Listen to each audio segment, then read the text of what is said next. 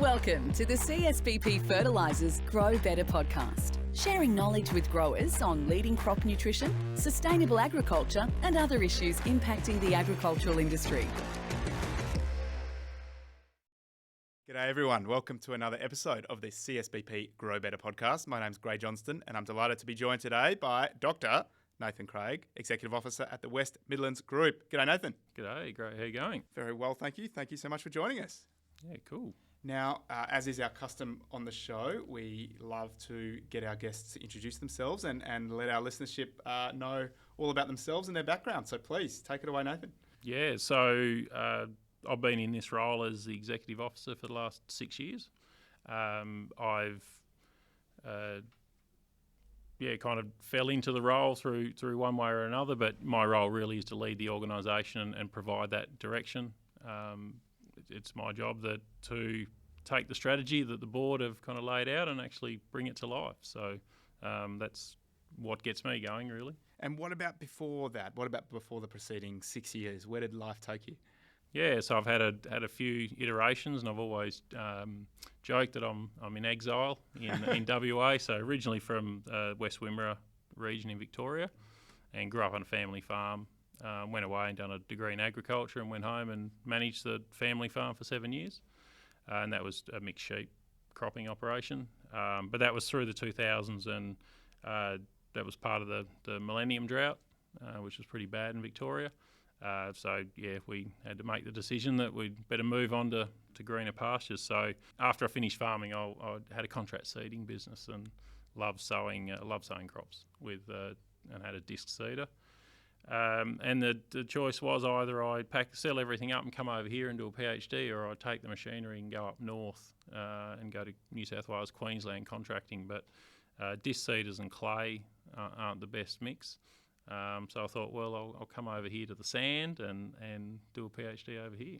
Now, I've got a couple of follow-ups because I'm relatively new to the ag industry, and people say things like the Wimmera, and I just sort of nod knowingly. Tell us about growing up in the Wimmera and what the countryside's like there. I know we're supposed to be talking about the West Midlands, but I'm intrigued. Yeah, look, to be honest, very similar. Like similar rainfall to Dandaragan, where the West Midlands Group office is based, and similar as well, like mixed sheep cropping.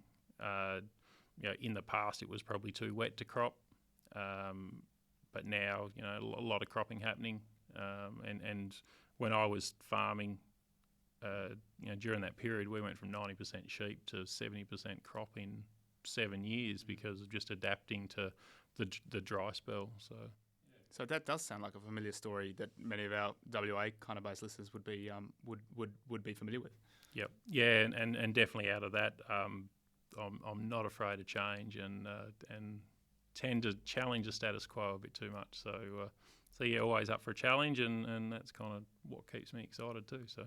And now I gave you the doctor in our introduction, and you mentioned your PhD there. I've got the topic as plant available nitrogen in monoculture wheat under long-term no tillage. Have I got that right? Yeah, so something like that. It was a while ago now. So just looking at nutrient cycling under the no-till system. So I was pretty involved with helping spread the good word of no-till in Victoria, and from that come over here looking to do a PhD, and so definitely doing a PhD, studying in no tillage and doing it under Ken Flower was kind of my two big list items to tick off. So. Yeah.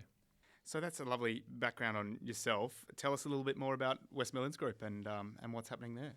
Yeah, so West Midlands Group has been around in various kind of forms. I think it started off as a LCDC way back in the 90s through the decade of land care. By the 2000s, it was a typical natural resource management group.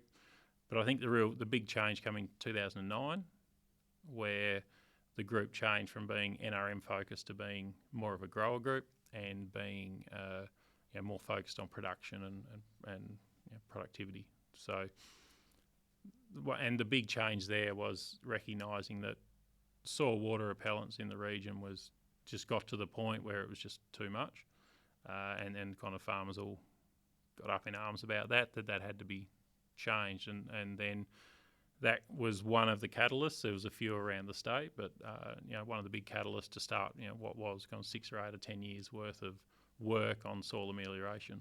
So in the old days you could put on a soil amelioration day where we'd be looking at moldboard ploughing or looking at, so you could put on a day where you're looking at moldboard ploughing or rotary spading and things like that, and you could pull a crowd of 120, 140 people, farmers that just show up. And so even still fast forward now, if you do put on a day looking at soil amelioration, even though it is fairly well covered and we've got it under control, farmers still love to come along and just see what's happening. And when you talk about see what's happening, they want to see different techniques or they want to see different results? Yeah, I think it was it solved such a big problem in the region, so it's just nice to come back and just revisit that topic. So right through the teens, up to 2016, 2017, a lot of our focus during the between 2012 and 2017 was around kind of getting the good word out and understanding what soil amelioration can do. And also in that time, I think one of the great things that does go under the radar from our region is some of our a group of farmers, the Plozza brothers, developed what is their Plozza plough, which has given farmers a low-cost option to be able to get into soil amelioration. And so we still continue to work with them today and move the whole idea of soil amelioration from the cropping space, where it's pretty well adopted now, into the pasture space where we've got a lot of white sand and that now needs to be developed. And so your, I don't know what you call it, member area, catchment area in WMG, I guess, are particularly well suited to soil amelioration? Yeah, we cover all the good sand. Fair part of the good cropping country is all nice deep coloured sand, brown sand, red sand, with yellow underneath normally. So when you ameliorate that, it becomes yellow. And so, quite a nice sand, but there's a lot of what we call silver loams floating through the region, which aren't that productive at the moment, but perennial pastures, perennial grass like roads and panic are quite good on that sand. So that works well. And now what we're finding, and especially with the help of the Plozzas, where you ameliorate country before you put the perennials in, it's just a real game changer in pasture production. And so you talked about that journey, and I guess you've been involved in part of that journey the last 6 years. That journey started in the sort of teens, if we call it that decade. What are people finding now? Like people having to go back, and how often are they re-renovating those sands? Yeah, we are starting to get to see some of those long-term impacts. One of the big things that changes initially, particularly where you moldboard plough and you turn the topsoil over and put it 30 or 40 centimetres under, is a lower amount of organic matter on the surface, and that can cause issues with wind erosion. But over time, we're seeing that all start to build up, so that's been a positive thing. In some soils where it wasn't done correctly, maybe done early before we really understood, speeds and depths and soil moisture conditions. Some suboptimal results mean the non-wetting's starting to come back. So potentially they have to go and re-ameliorate or reapply those treatments in the future. Probably one thing we are seeing is that the moldboard ploughing where it's tipped it over is actually lasting a lot longer compared to the rotary spader where it's just mixing it through the profile. So, a lot of those long-term benefits and issues are starting to pop up now. And what are for those uninitiated, I'm sure there'll be lots of listeners who are completely familiar with the amelioration process and the benefits, but for those uninitiated, what sort of benefits have people seen from the amelioration work that's happened in the West Midlands over the last decade or so? Yeah, just doubling in yield. That's always a good start. In a good case, a huge increase in yield. Sometimes it's double. Quite often what farmers will do is apply multiple amelioration strategies all together. So a common strategy is to deep rip on those sands and deep rip down to 500-600 mils to apply a fair amount of lime, so whatever's needed to bring the soil pH up in the top 30, and then to come in and spade and mix all of that in. And what we find then is that you got rid of the compaction, you've addressed the subsoil acidity and even soil surface acidity, and also addressed the soil water repellents. And that's where putting all that together and then getting the nutrition package right, all of a sudden you see this huge big lift in grain yield, plant production and grain yield, and getting away from some of the old days where you'd get a lot of haying off. It's really important in the soils in our region because they are very sandy. They're also very deep. So some of our soils are up to 3.5 metres deep with the water table at the bottom, so they kind of keep wet. And some of the work we've done is showing now that once you get the soil unconstrained and you address all of these issues, that the roots are going down well over 2 metres for wheat, and that effectively doubles the bucket of moisture that the crop has. So when you say we there, you're talking about work that the West Midlands Group is doing to do this research where you're seeing the 2 metre roots? So that was some of the work that we had actually initiated, and that was through funding through the National Landcare program. So that was something, we were just intrigued to see what we do, because one of our growers asked the question was, we've got this soil that's 3.5 metres deep. We only think we're using the top metre. What can we do? And so quite often, and I guess my experience is in growing summer crops as well, that they'll definitely get down and use that, but there's not really a viable summer cropping option for WA, and it's not the first thing you think about when you think of farming in WA. It's a bit more of a New South Wales, Queensland thing. So then we started looking at, well, let's just understand what our current crops can do. And within that, what we were specifically looking at was the impact of long season varieties. So rooting depth is proportional to the residence time, so how long the plant is growing. So that's why trees obviously can go down a long way and they go up a long way. Perennial pastures as well, they can go down very deep in the soil because they're there for a long time. The thing about long season wheats as well is that they can actually go down a long way because they're sown early in the middle of April, where we were playing around. And they can get down deeper and use a lot more moisture and pick up a lot more nutrients potentially. And when you were talking about amelioration before, you also mentioned the right nutrition package. Now, of course, at CSBP, we're very interested in the nutrition package that should accompany your crops.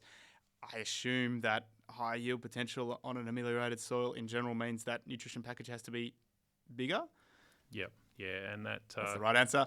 That's the right answer, and talk to your local fertiliser representative to discuss that more. But I think overall, there is a lot higher focus and understanding now the role of potassium. Definitely getting the right amount of nitrogen on, and with our sandy soils, I think farmers have really got their head around understanding how to.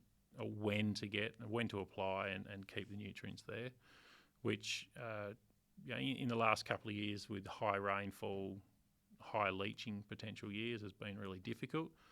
This year's kind of a walk in the park because the fertiliser is pretty well staying where it should be, but nice to have a bit more rain on top as well. So we've talked a lot about amelioration there, and it sounds like that is a big focus area of West Midlands Group. Are there other things on your downs card? Our focus really now overall is trying to take these soil amelioration strategies out of cropping and then put them into the pasture and livestock area. There's a large amount of area through our region that struggles to maintain ground cover, and we think that taking these strategies and getting the perennials in and getting the soil ameliorated, that we can actually make a difference in that sort of region. So that's a big whack of land. But in terms of the cropping side, we're starting to change focus now. We've been working with legumes a fair bit over the last few years, particularly I guess I'm known around our region to be the chickpea lover, and always seem to be the one up the front talking about how good they are, and that's particularly because they've never let me down, which is having come from a farm, had a lot of things let me down over the years. But so what we've found there, we've got another trial this year, which is part of our GRDC funded legumes program, that project that we're running with the Grower Group Alliance, and the whole project is looking at, or the trial site is looking at different herbicide packages for chickpea and lupins and vetch, but I guess within that, again, the chickpeas are just looking fantastic. And as an aside, one of the big the drawbacks from growing chickpeas is they're perceived as not having a good enough herbicide package, but we have a challenging site this year, and they're holding up as well as the lupins, so that's really nice. So it's good to have chickpeas back in the system again. And how do your membership feel about accessing the market with chickpeas? I hear some comments from time to time that it is difficult to sell them. Yeah, and that's the second thing that's the second big barrier that we need. So weed control being one, and access to market is another one. So that's that's another barrier that needs to be overcome, and I'm sure it will at some point in time in the future. But I guess the exciting thing is that we've been able to get them to yield nearly as well as lupins on the sand, which is where you normally wouldn't grow them. And we think part of that is that now that the soil's ameliorated, we don't have the soil constraints like soil acidity and even compaction, that they just be able to grow and express their genetics a lot better. And in terms of your expanding your work, amelioration work into pastures, I guess, how does do you have a sense from your membership base how they're feeling about pastures? And I guess there'd be a mix between beef cattle and sheep in your kind of area. How are people feeling, and do you have a sense on where that cropping pasture split is going to head? Yeah, so where we're looking to move now is a lot of grazing only country. It's not fertile enough for cropping. Anything that is croppable generally is crop, but you're right that a lot of the livestock producers are either sheep producers or beef cattle, particularly backgrounders. We have a lot of backgrounding operations in our region where pastoral cattle are brought down from the Pilbara for finishing.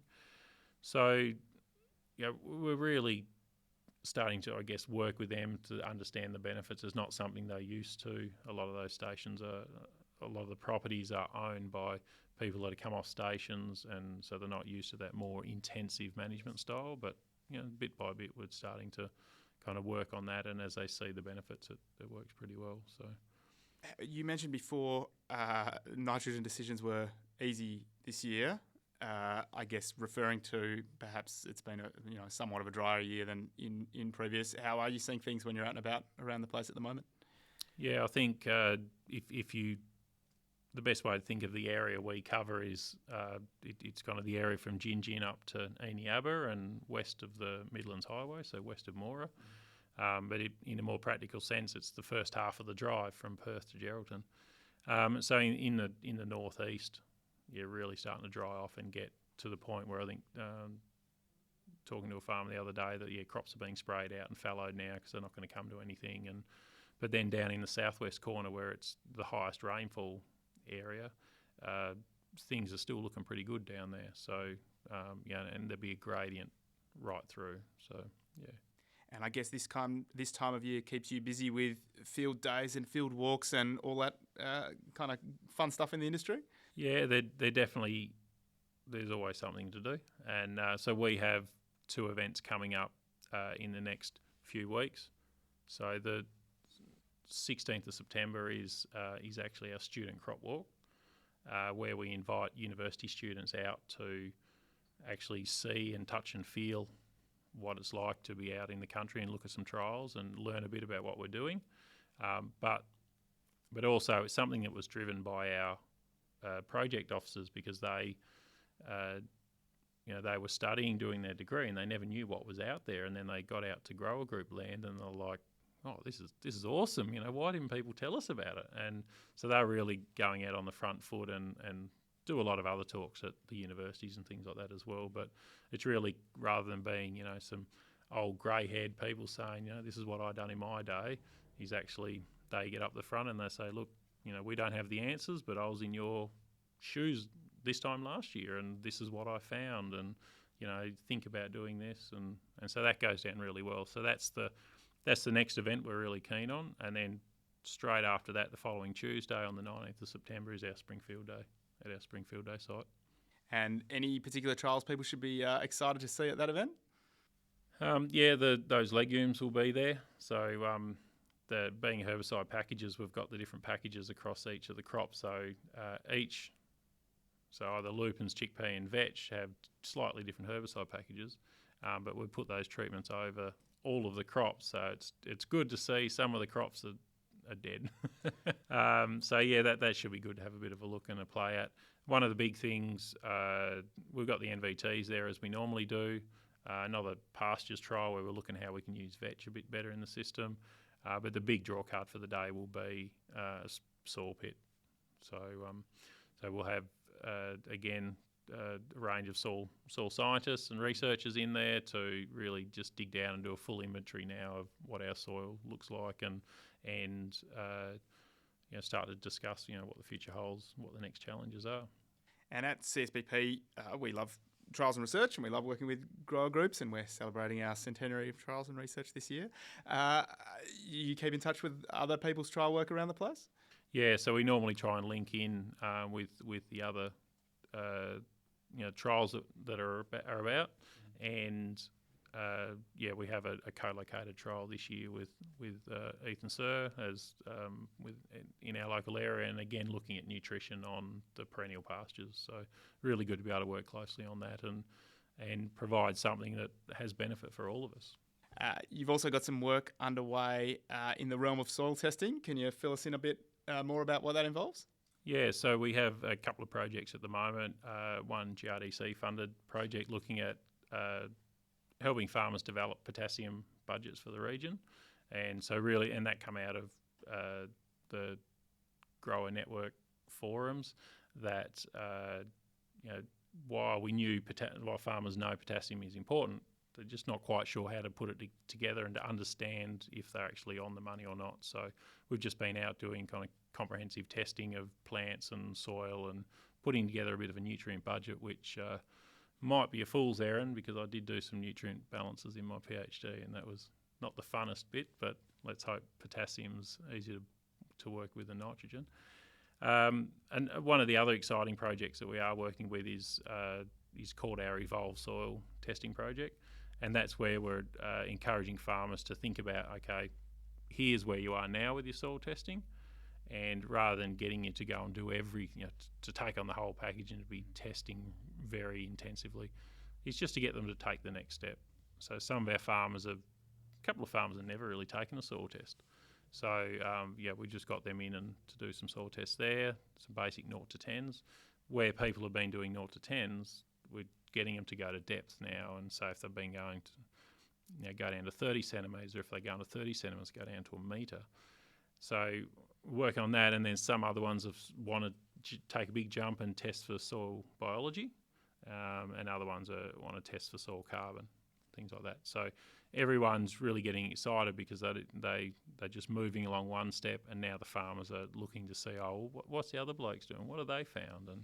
And so that's really creating some sort of excitement around soil testing, which that's wonderful. Look, I mean, regular listeners to this podcast would know that we regularly try and create excitement about soil testing. So to have a guest on, bloody unpaid, and doing it for us is much appreciated. Thank you, and we certainly love and value soil testing at CSBP.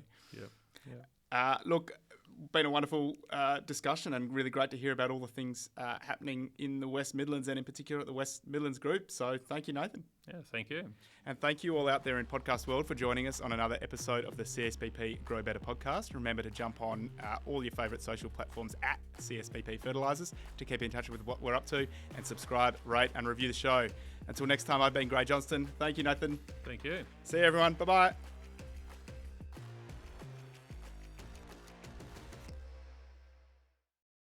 Thanks for tuning in to another episode of the CSBP Grow Better podcast.